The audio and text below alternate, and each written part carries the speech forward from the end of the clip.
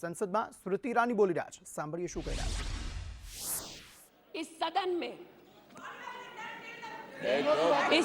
में बार बार इमरजेंसी की गाथा को याद करते हैं। इस सदन में हम लोग बार बार उन नेताओं को, उन सामाजिक संस्थाओं को, उन मीडिया के बंधुओं को, उनकी प्रिंटिंग प्रेस कैसे जबरन बंद कर गई उसको, इस पर विस्तृत चर्चा होती है। लेकिन इमरजेंसी के कालखंड में साधारण महिला का इन्होंने, कांग्रेस पार्टी ने क्या हश्र किया। स्नेहलता रेड्डी की आज बात करना जरूरी है। बेंगलुरु की जेल में बंद किया गया और इसलिए बंद किया गया क्योंकि वो सोशलिस्ट थी, भाजपाई नहीं थी, सोशलिस्ट थी।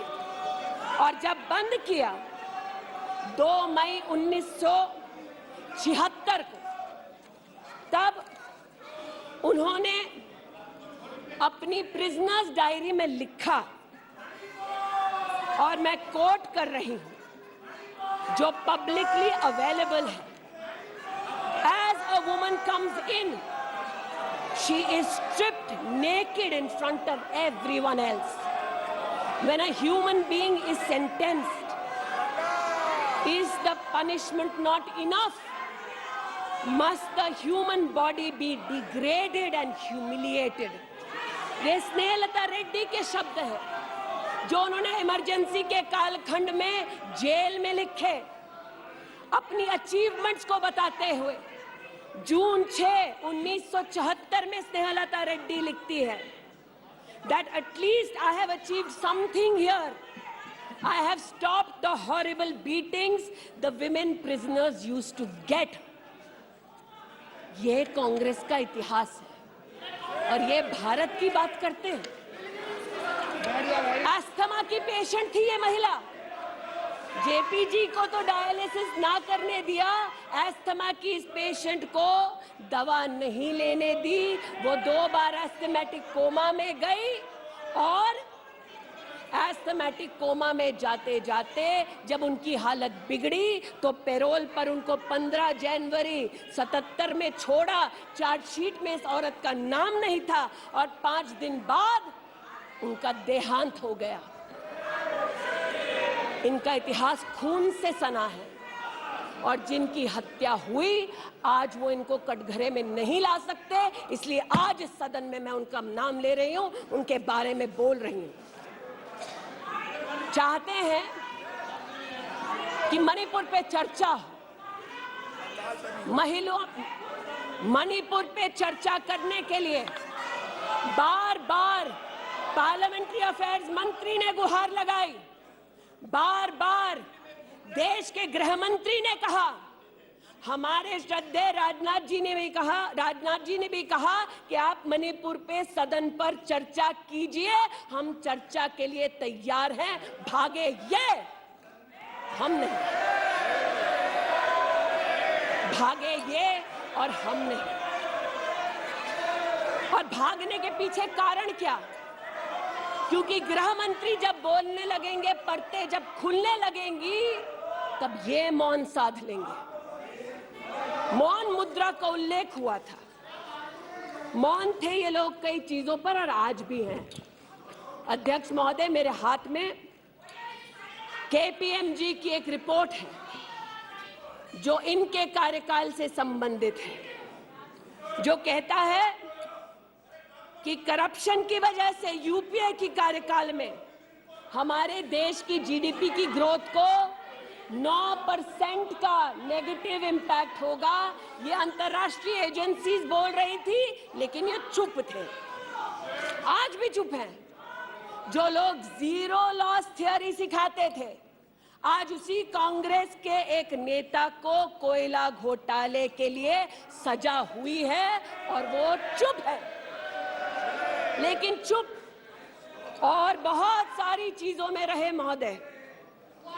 2005-6 में यूपीए की सरकार को यह ज्ञात हो गया था कि खुले में शौच करने की वजह से महिलाओं का बलात्कार हो रहा है। 2005-6 में इनको पता था, ये सरकारी सर्वे में ज्ञात हुआ है, लेकिन ये चुप थे। 2010 में वर्ल्ड बैंक की रिपोर्ट ने कहा, इनकी तब सरकार थी, कि स्वच्छता न होने की वजह से देश की जीडीपी पर 6.4 का नेगेटिव इंपैक्ट है। ये चुप रहे। 2014 तक देश में केवल 39% आबादी को इन्होंने टॉयलेट की व्यवस्था सुनिश्चित करके दी। 2019 तक 100% कवरेज हुआ। 110 मिलियन टॉयलेट। ये हंसते हैं इस पे अध्यक्ष जी। शायद इनको पता नहीं है कि एक महिला के लिए दिन की शुरुआत में शौच के लिए बाहर जाना या सूर्यास्त का इंतजार करना, शौच के लिए बाहर जाना और वहां उसका शारीरिक शोषण होना, बलात्कार होना, ये कितनी बड़ी सामाजिक और क्रिमिनल चुनौती है, इस बात से इनको कोई सरोकार नहीं, इसलिए उपहास का विषय बनाते हैं। आज मुझे ये कहते हुए शर्मिंदगी है कि मैं यहां पर कह रही हूं कि खुले में शौच करने वक्त औरत का बलात्कार होता है, ये उपहास उड़ा रहे हैं और महिला उपहास उड़ा रही है। शायद यही लक्षण है कांग्रेस मिथ अलायंस के कि औरत का बलात्कार हो तो ये हंसे, भारत मां की हत्या की बात हो तो ये यहां पर तालियां पीटे। ये कांग्रेस का लक्षण है। इनकी प्रस्तावना के वक्त ये कहा गया कि हम बात करेंगे मात्र एक व्यक्ति से, हम किसी मंत्री से बात नहीं करेंगे, क्योंकि मंत्रियों की कार्यशैली पर इनको चर्चा नहीं करनी। और शायद सच भी है, इनका अपना अनुभव है कि इनके यहां पावर का केंद्र बिंदु एक था। यहां पर फर्क यह है कि हम सब कलेक्टिव रिस्पॉन्सिबिलिटी के भागीदार हैं। इसलिए आज जब गजेंद्र शेखावत जी के मंत्रालय की ओर से टॉयलेट की व्यवस्था होती है, तो मैं एक महिला सांसद और नागरिक के नाते इनका भी उतना ही अभिनंदन करती हूं जितना कि प्रधानमंत्री जी का। जल जीवन मिशन महोदय, हमारे देश में जब इनकी सरकार थी तो मात्र 3 करोड़ परिवारों तक नलके से पानी पहुंचता था। अब 2019 का आंकड़ा कहता है कि आपने तब तक 9.5 करोड़ तक पानी पहुंचाया और अब लगभग 19 करोड़ 40 लाख और 12 करोड़ 40 लाख तक आपका पानी नलके से पहुंच चुका है। लेकिन इनको इससे भी सरोकार नहीं कि अगर टॉयलेट बना, महिलाओं का शोषण कम हुआ, देश की साधारण महिला का सम्मान बढ़ा, तो इनसे इनका कोई सरोकार नहीं। स्पष्ट है, गरीब के घर में नल से जल पहुंचा तो कांग्रेस का उसका कोई सरोकार नहीं। ये स्पष्ट है और सही है। हमारा सरोकार है, देश हमारा है, सेवा हमारी है। आज ये उत्तेजित है कि मैं इस सदन में मंत्रिमंडल के अपने कई सहयोगी साथियों का वर्णन करती हूं। एक ऐसी महिला मंत्री का वर्णन कर रही हूं जो वर्तमान में नहीं है। जनधन के माध्यम से 23 करोड़ महिलाओं का बैंक का खाता खुला। ये इनके लिए कोई मान्यता नहीं रखता, ये मुझे स्वीकार है, ये हमारे लिए अहम है। मुद्रा के माध्यम से 40 करोड़ लोगों को जो जीवन में कभी व्यवसाय नहीं कर पाते थे, जिनके पास कांग्रेस की पर्सनल डायलिंग मशीन नहीं थी, उनको मुद्रा का लोन मिला, 27 करोड़ लोन महिलाओं को दिए गए। महिलाओं को अपना व्यवसाय शुरू करने के लिए 23 लाख करोड़ रुपया सैंक्शन किया गया मुद्रा के माध्यम से। इनका उससे कोई सरोकार नहीं। 8 करोड़ नौजवान हमारे राष्ट्र के इतिहास में फर्स्ट टाइम एंटरप्रेन्योर्स बने। इनका उससे कोई सरोकार नहीं। 1,80,000 अकाउंट्स में स्टैंड अप इंडिया का 40,000 करोड़ का पैसा दिया गया। 80% महिलाएं। एक मिनट प्लीज। क्या तरीका है? वह अपनी बात करिए, तथ्यों के आधार पर करिए। आपको खंडन करना है तो आप बोलना, जब तथ्यों के आधार पर करना गलत बात है।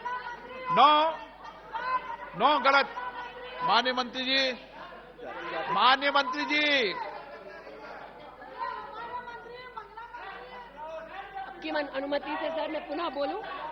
तो जैसा कि मैंने कहा, महिला का अगर आर्थिक सामाजिक उत्थान होता है तो इससे इनको कोई सरोकार नहीं।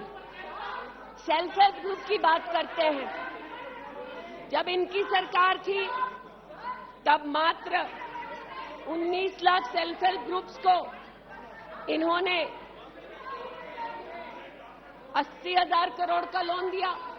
हमने 9 करोड़ महिलाओं को 5 लाख करोड़ की आर्थिक व्यवस्था करके दी देश के सेल्फ हेल्प ग्रुप में। यह हमारा अभिमान है। जो आज महिला के बारे में चर्चा कर रहे हैं, टोका-टोकी बंद करो सर। जब इन्होंने महिला संबंधित बजट की व्यवस्था की तब इनके कार्यकाल से 130% ज्यादा बजट हमारे प्रधानमंत्री जी ने देश की महिलाओं को समर्पित किया। ये हमारा अभिमान है। आयुष्मान भारत के अंतर्गत 10 करोड़ परिवारों में महिलाओं को आयुष्मान भारत का कार्ड मिला। आज तक 2 करोड़ 60 लाख महिलाओं ने हॉस्पिटल वेलनेस सेंटर में सुविधाएं ली। ब्रेस्ट कैंसर में 12 करोड़, सर्विकल कैंसर में 8 करोड़ महिलाओं ने स्क्रीनिंग कराई। इनका उससे कोई सरोकार नहीं, बल्कि इनका उनसे सरोकार है दिल्ली में, जिन्होंने आयुष्मान भारत योजना दिल्ली में लागू ही नहीं की। इनका उनसे सरोकार है।